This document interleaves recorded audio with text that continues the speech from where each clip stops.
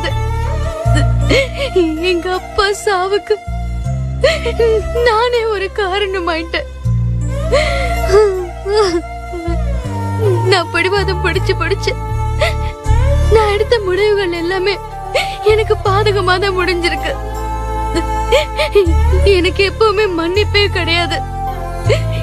எங்க அப்பா செத்தது என்னால தானே என்னால வாய் விட்டு கூட சொல்ல முடியாத நிலைமையில இருக்க.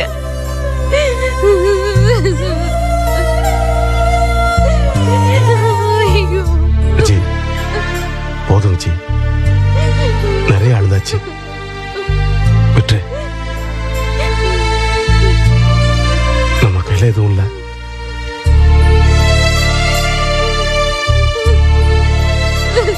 மாமாவை முத பார்த்தது எனக்கு இன்னும் நினைவு இருக்கு. இதே வீட்டுல உன்னை பொண்ணு கேட்டு நானும் எங்க அப்பா வந்தோம். இங்கதான் உட்கார்ந்து நீ அன்னைக்கு இருந்த சூழ்நிலையில உன்னை கொடுக்க மாட்டேன்னு சொன்னது கஷ்டமா தான் இருந்துச்சு. ஆனா முத மாமாவை பார்த்த அன்னைக்கு என் அடி மனசுல ஒரு இனம் புரியாத பாசம் அவர் மேல வந்துருச்சு. கடைசி வரைக்கும் நம்மளால ஒரு பிரச்சனை அவட்ட போய் நிக்க கூடாது முடிவு பண்ணியிருந்தேன். ஒரே ஒரு தடவை மட்டும் சொல்ல வேண்டியதா போச்சு. அதான் கடைசி நினைச்சிருந்தேன். கடைசியாவே போச்சு.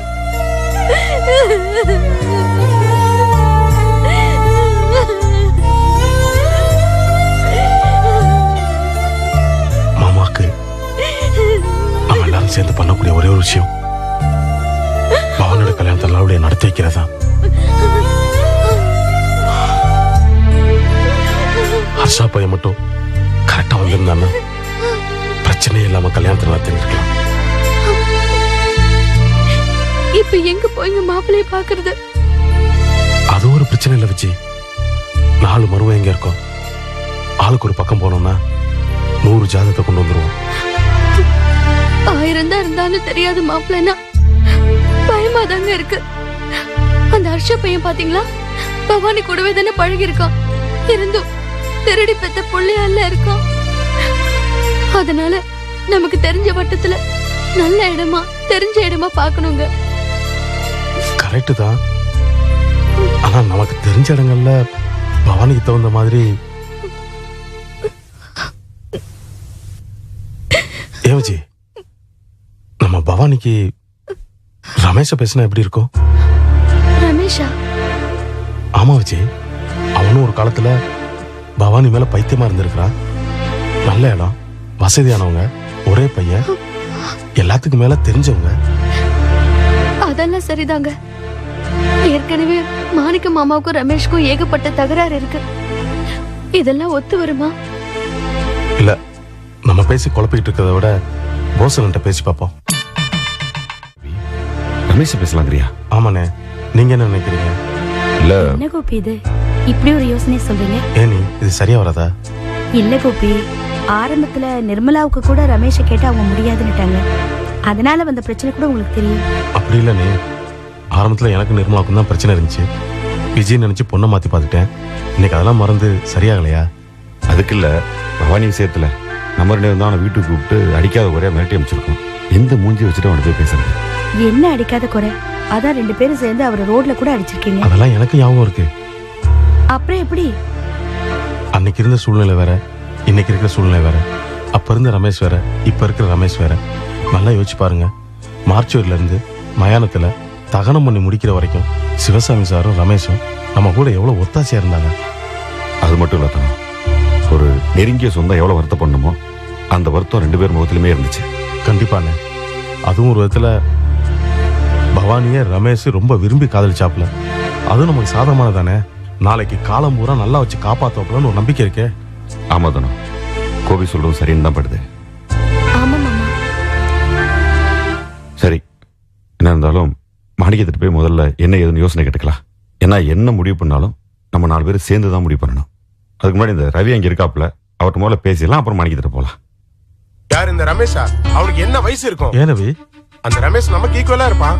அவனுக்கு போய் எப்படி பவானி கல்யாணம் பண்ணி கொடுக்கறது? ஏங்க வயசு இருக்கட்டும், ஆள் பாக்குறதுக்கே மாடு மாதிரி இருக்கான். பவானி கல்யாணம் பண்ணி கொடுத்தா அப்புறம் கோவம் வந்து அடிச்சிட்டானா? அடிப்பானா?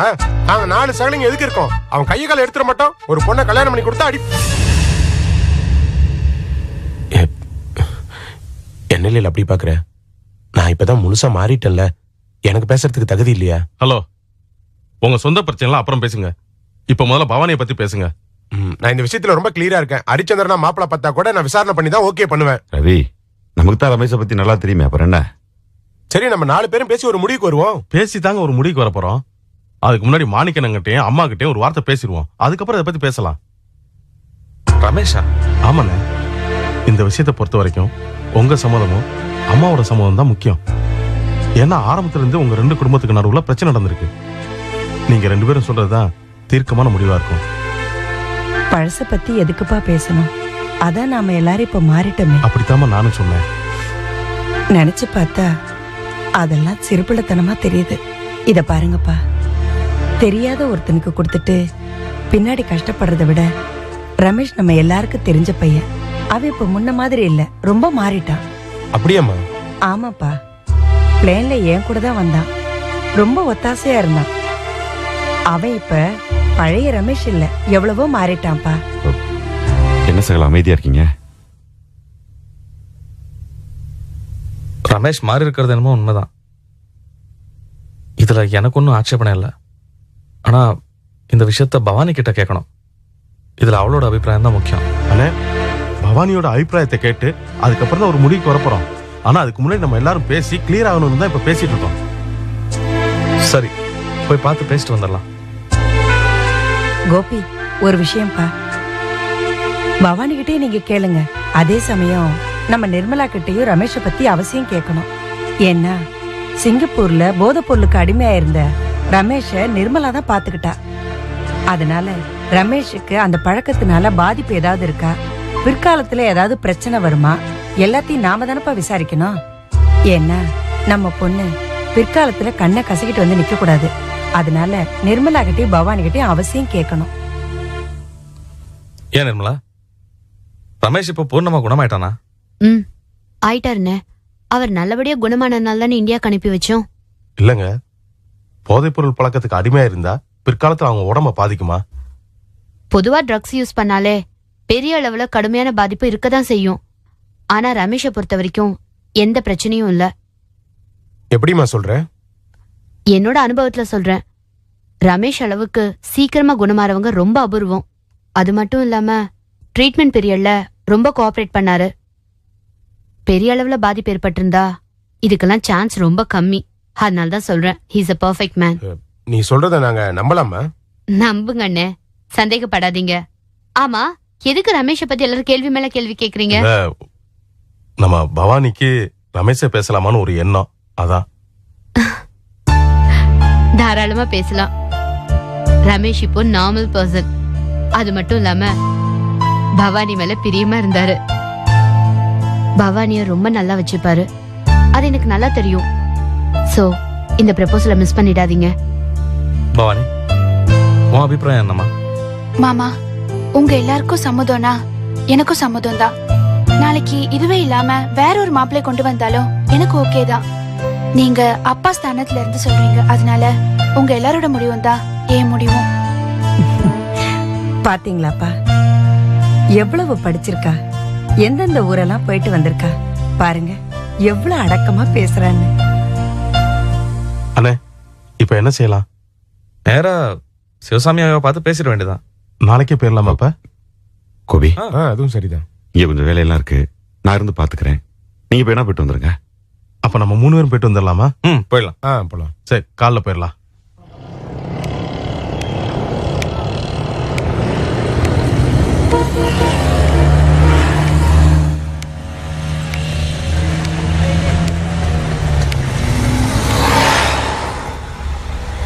வாங்க, உட்காருங்க.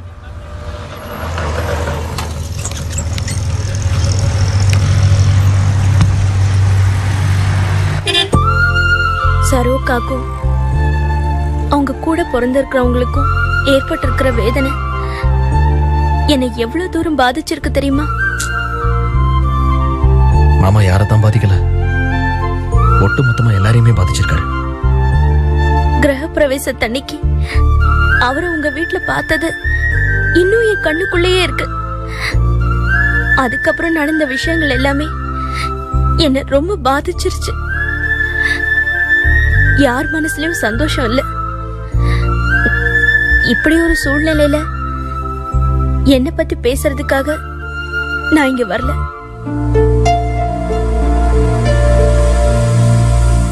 இருந்தாலும் ஒரு விஷயம் என் மனசுல போட்டு உறுத்திக்கிட்டே இருக்கு.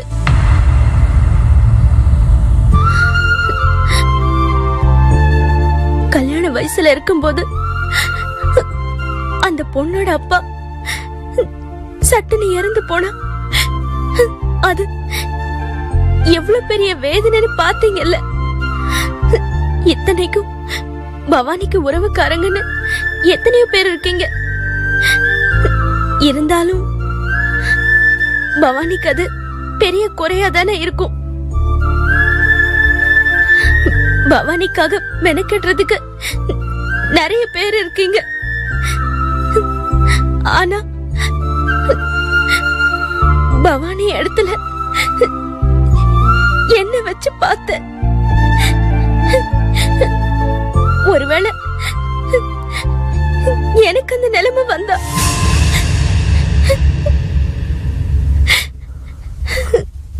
சக்தி என்ன அப்படிலாம் அந்த மாப்பிள்ளையாவது ஜாதக பொருத்தும் எல்லாம் பார்த்து கொஞ்ச நாள் தான் ஆகுது. ஆனா நான் 6 வருஷமா உங்களுக்காக காத்துக்கிட்டு இருக்கேன்.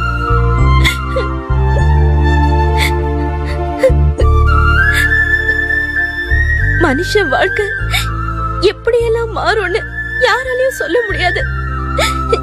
இருந்தாலும் நான் எந்த நம்பிக்கையில காத்துட்டு இருக்கேன். நான் பைத்தியமான எனக்கே சந்தேகம் வருது. என்னால இப்ப இருக்கிற சூழ்நிலையில அதிகம் பேச தோணல. ஆனா ஒன்னே ஒண்ணு நான் நினைச்சு பயப்படுற மாதிரி ஒரு வேதனையான சூழ்நிலைக்கு எங்க குடும்பத்தை கொண்டு வந்துடாதீங்க.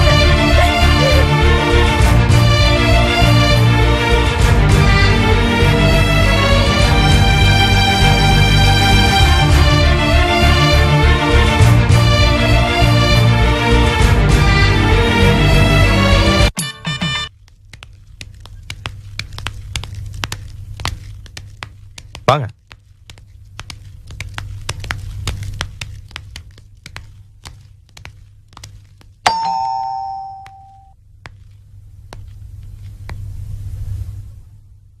வணக்கம் முதலாளி. அடடே, வணக்கம் வணக்கம். வாங்க வாங்க வாங்க வாங்க உட்காருங்க.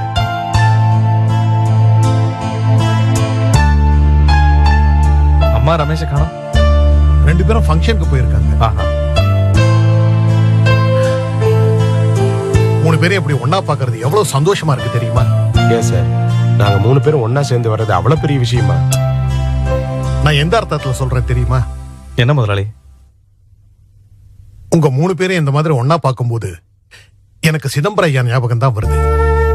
காலம் பூரா நீங்க இதே மாதிரி ஒன்னா இருக்கணும்னு அவர் ரொம்ப ஏங்கிட்டு இருந்தார் தெரியுமா? அவர் இருக்கிற வரைக்கும் தான் அது நடக்கல. பரவாயில்ல, இப்போது அது நிறைவேறி இருக்கே. ஒரு விதத்துல இது சந்தோஷம் தான். ஆமா, போஸ் வரலையா? இல்ல, போசனுக்கு கொஞ்சம் வேலை இருக்கு, அதனால அவர் அங்கேயே இருந்துட்டாரு. நாங்க 3 பேர் வந்ததுக்கே இவ்வளவு தூரம் சந்தோஷப்படுறீங்களே. நாங்க என்ன விஷயம் வந்திருக்கோம் தெரிஞ்சுன்னா இன்னும் நீங்க ரொம்ப சந்தோஷப்படுவீங்க. அப்படியா? என்ன விஷயம்? முதலாளி, சிதம்பரம் மாமாக்கு கடைசி மாப்பிள்ளையா ரமேஷ் வரணுங்கிறது தான் எங்க எல்லாரோடைய ஆசை.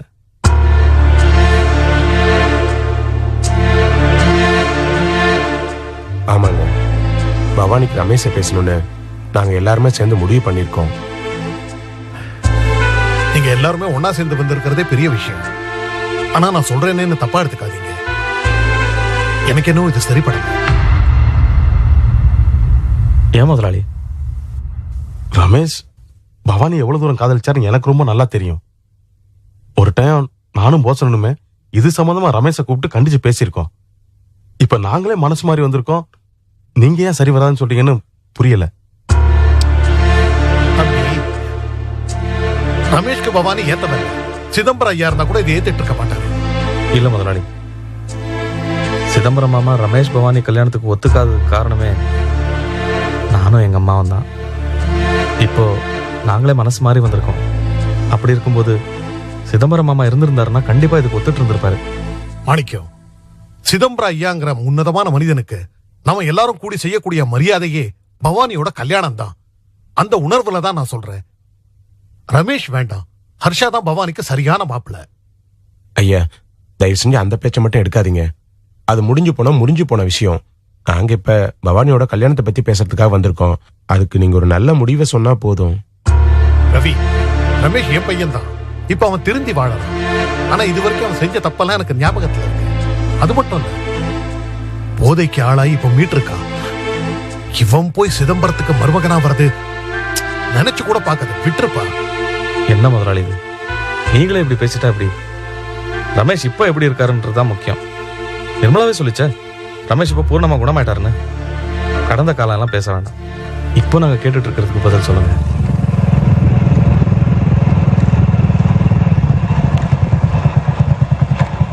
என்னவோ என் மனசுல பட்டதை சொன்னேன்.